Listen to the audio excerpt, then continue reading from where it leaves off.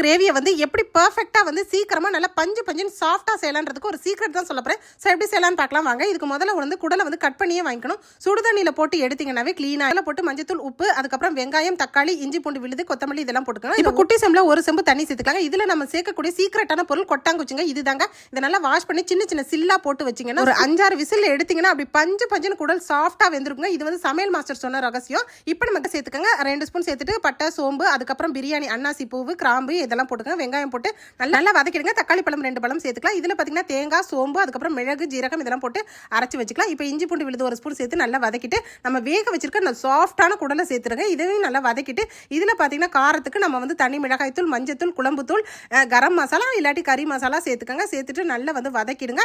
இப்போ நம்ம தேங்காய், சோம்பு அரைச்சோன்னா அந்த கரைசலையும் இதோட சேர்த்து போட்டு இறக்குனீங்கன்னா வேற லெவலான குடல் கிரேவி செட்டிநாடு ஸ்டைலில் ஃபேமஸாக பஞ்சு பஞ்சுன்னு வெந்திருக்குங்க. இந்த குடல் கிரேவி வீடியோ பிடிச்சிருந்து